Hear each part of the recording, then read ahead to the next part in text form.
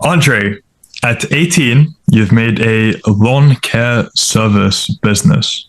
Could you explain why you started that? Yeah, so I've been mowing for my parents for about 8 years. I noticed I had a huge interest and skill in it. I started knocking on doors for days and months. Soon enough, I got my first client. I noticed that there was crazy profit margins in it, so I was able to want to scale it up more and more. And towards the end of about, I want to say 4 years, I'm able to run it without even working on it personally. Interesting. So quite a bit to go into there. First thing is, I'd like to know, how did the real world contribute to scaling that operation? Yeah, so I would say about, let's say 2 years ago, I'm not really good with social skills. I was very insecure about them. I would always be alone in my room. So I made sure to look up the freelancing course because of the fact that it was able to market my skill. I knew I had a skill and I knew which one to market. I just did not know how to talk to customers. I was able to go through all the courses of freelancing and noticed that how to market it was that way. I can go more in depth if you need. Right. So in terms of social skills lacking, were you going door to door before joining the real world or after? After. After. Okay. So it gave you the social skills to then go door to door. I see. I believe I saw you have employees now as well. So how did you get those? Yes, exactly. So I think I started it and it's very fast. I would say about 2 years ago, I would be working about, I want to say 14-hour days from 9 to 9. And I would say I did that tirelessly for about 3 months, very low pay. And I realized that I can't handle this all on my own. So I started hiring more people to service our clients outside of just our town and more in a, I want to say 30-mile radius from us.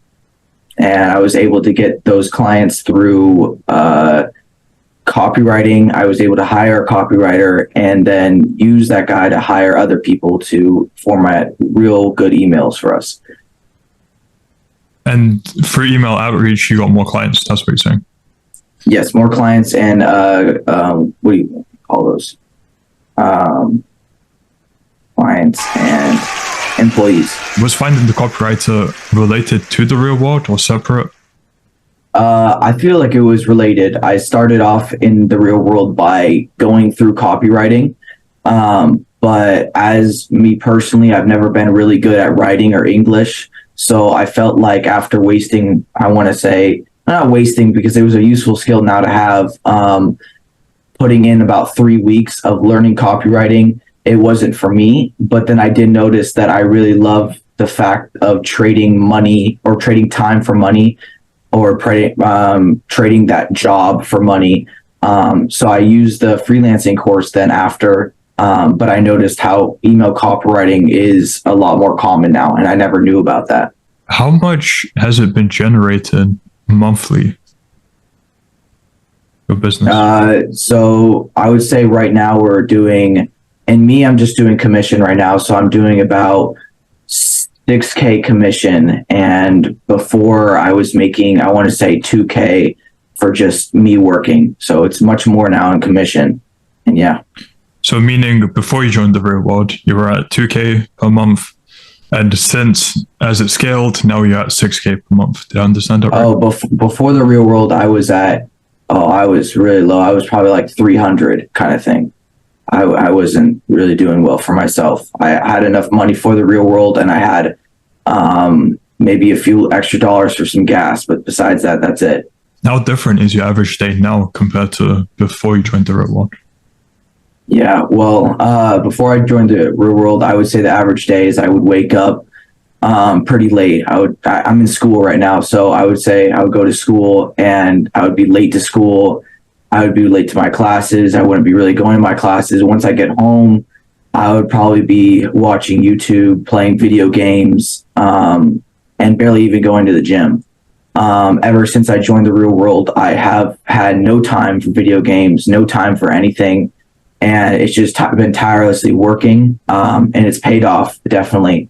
Right now, my days consist of waking up much earlier, 5:36, being on time for school, being able to trade the markets, and also coming back and being able to spend like 2 hours in the gym, getting my emotional health together because of meal prepping all my foods, and yeah, definitely, and getting to sleep on time. Yeah. What would you say to people who might call that excessive at your age, working so much, trying so hard to achieve things? It might be excessive, and I have had people tell me it's excessive and you don't need it. You need to relax and you need to have fun at the young age. And I could agree with that, but at the same time, I don't agree with that because of the fact that I want to be successful by the age of 30 and I want to live this life. I want to be a hero for my family. And the only way I'm going to do that is going to take years and years. And I don't have time and I don't have years and years to waste. So I definitely want to get that done as soon as possible. Welcome to the real world.